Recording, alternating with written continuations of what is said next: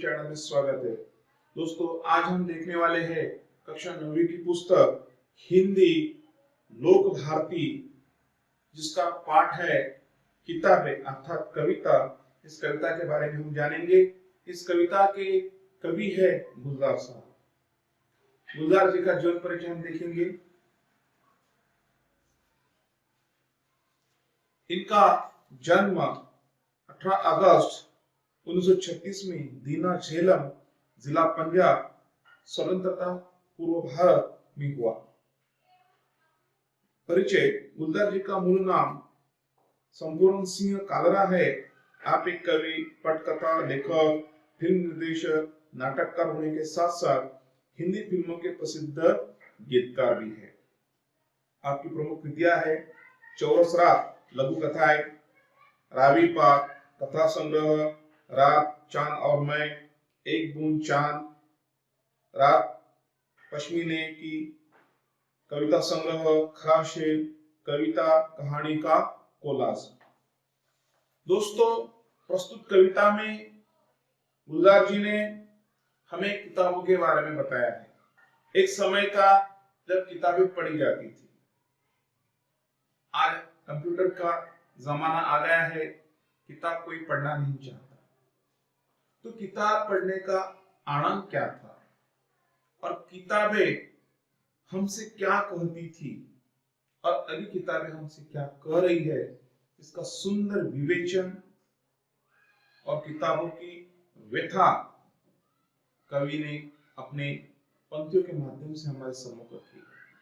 तो चलो देखते हैं किताबें।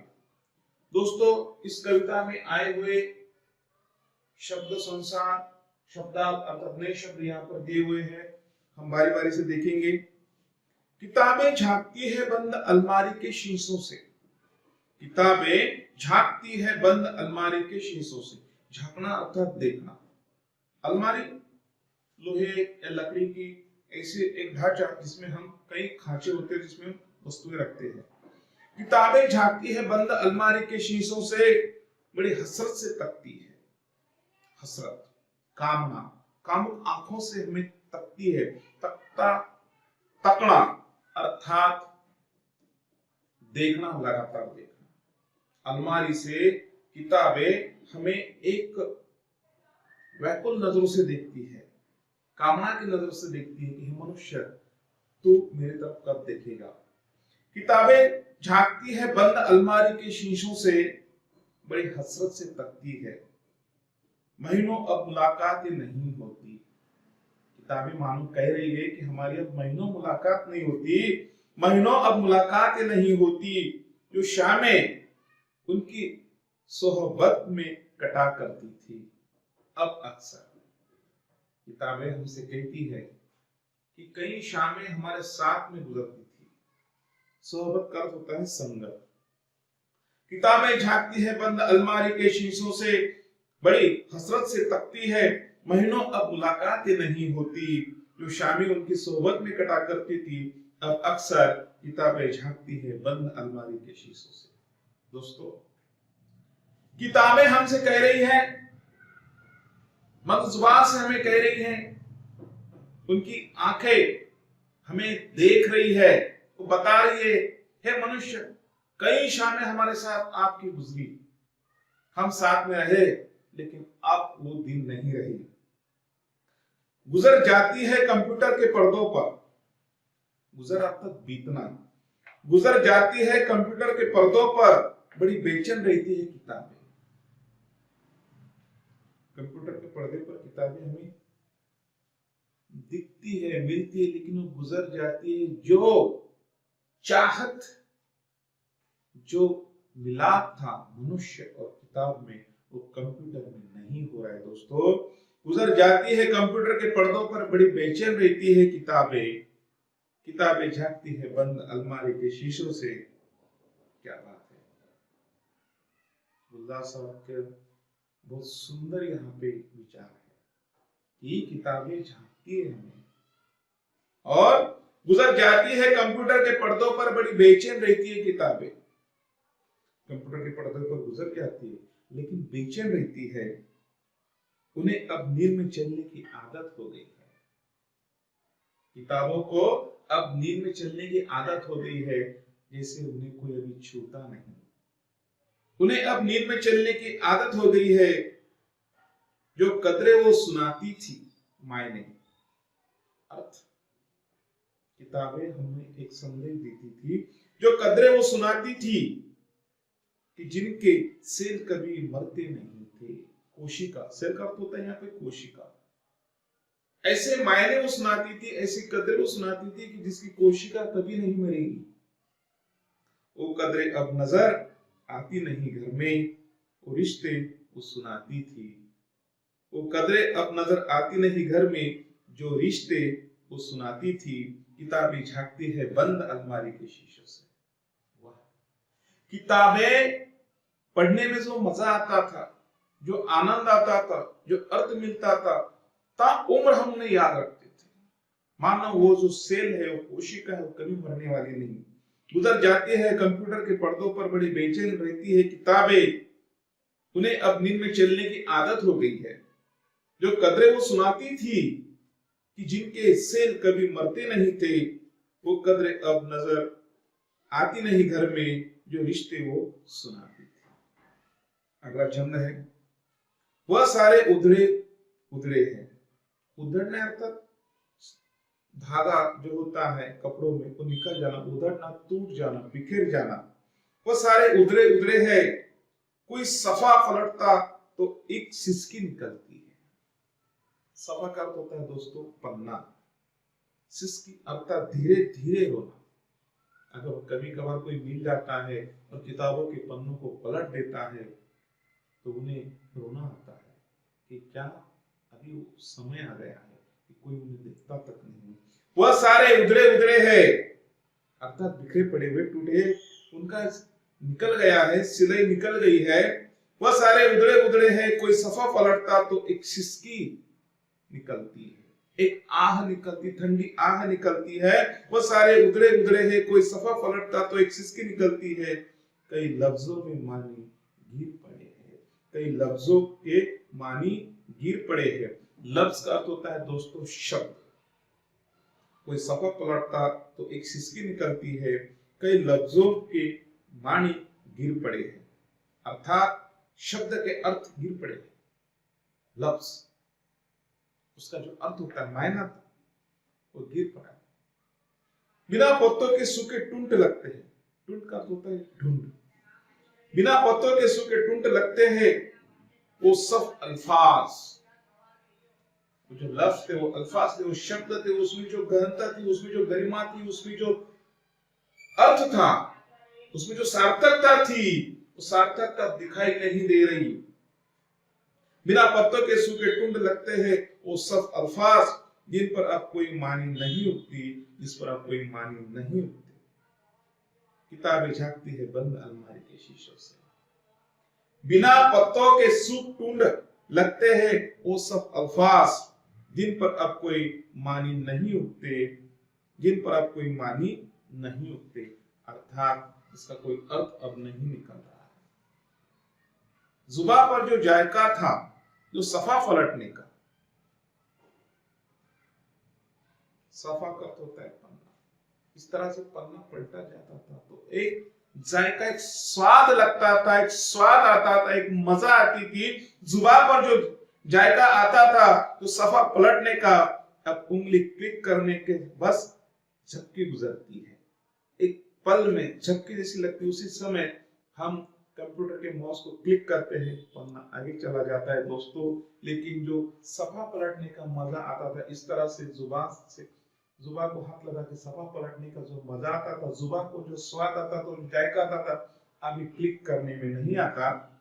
इसलिए गुलजार साहब कह रहे हैं, जुबान पर जो जायका आता था, जो सफा पलटने का, अब उंगली क्लिक करने से बस झपकी गुजरती है।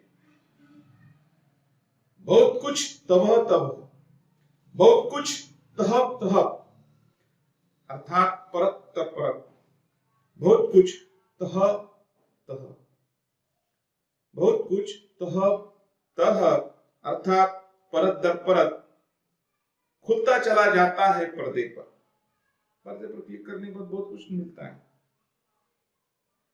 किताब से जो सो जाती राब्ता वो कट गया है, किताबों से जो जाती राब्ता था वो कट गया है। राब्ता का तो संपर्क है, जो संपर्क किताबों से था, जो चाहत थी, जो रिश्ता था, वो रिश्ता कंप्यूटर में नहीं है दोस्तों। इसलिए गुलजार साहब कहते हैं बहुत कुछ तह बतह खुलता चला जाता है पर्दे पर, किताबों से जो जाती राब्ता था कट गया है, जो रिश्ता था वो रिश्ता कट गया है। कभी सीने पर किताबें सीने पर रखकर भी सोते थे, कभी सीने पर रख, कभी सीने पे रख के लेट जाते थे, कभी सीने पे रख के लेट जाते थे, कभी गोदी में लेते थे, कभी सीने पे रख के लेट जाते थे, ऐसे लेट जाते थे किताबों लेकर, कभी गोदी में लेकर बैठते थे। वो चाहत थी, कभी सीने पे रख के लेट जाते थे, कभी गोदी में लेते थे, कभी घुटनों को अपने रिहल की सूरत बनाकर। रिहल, रिहल का दिया है हमने, ठाव जिस पर धर्म ग्रंथ रखकर पढ़ा जाता है। कभी सीने पे रख के लेट जाते थे, कभी गोदी में लेते थे, कभी घुटनों को अपने रिहल की सूरत बनाकर नीम सजदे में पढ़ा करते थे। आधा माथा टेककर, नीम सजदे का अर्थ होता है आधा माथा टेकना। नीम सजदे में पढ़ा करते थे, छूते थे जबी से, वो सारा इल्म तो मिलता रहेगा आइंदा भी, वो सारा इल्म तो मिलता रहेगा आइंदा भी, भविष्य में होता रहेगा। लेकिन जो मजा थी वो शायद ही मिल पाएगी। इस छंदों को हम फिर से पढ़ेंगे। कभी सीने पे रख के लेट जाते थे, कभी गोदी में लेते थे, कभी घुटनों को अपने रेल की सूरत बनाकर नीम सजदे में पढ़ा करते थे, छूते थे जबी से, वो सारा इल्म तो मिलता रहेगा आइंदा भी, मगर वो जो किताबों में मिला करते थे सूखे फूल। भविष्य में हम पढ़ेंगे, हो भी सकता है किताब पढ़ेंगे, लेकिन कभी कुछ और भी कहना चाहते हैं, मगर वो जो किताबों में मिला करते थे सूखे फूल, यहाँ पर सुंदर वर्णन किया है कि कोई किसी को फूल भेंट देता था तो किताबों में छिपा कर रखता था, मगर वो जो किताबों में मिला करते थे सूखे फूल और महके हुए रुक्के, वाह, वो जो छोटे पत्र होते थे किताबों में रखा जाता था, उन्हें महक थी एक प्रकार की, मगर वो जो किताबों में मिला करते थे सूखे फूल और महके हुए रुक्के, किताबें गिरने उठाने के बहाने रिश्ते बनते थे। हमने देखा है पुरानी मूवी में एक फिल्म में काम करने वाला हीरो और हीरोइन, वो नीचे किताब गिरती थी, उठाते थे, दोनों में एक प्रकार का संबंध हो जाता था, एक रिश्ता बन जाता था। किताबें गिरने उठाने के बहाने रिश्ते बनते थे। उनका क्या होगा, वो शायद अब नहीं होंगे, अब वो शायद नहीं होंगे, भले हम किताब पढ़ेंगे, लेकिन ये जो रिश्ते बनते थे किताबों के माध्यम से, अब वो शायद नहीं होंगे।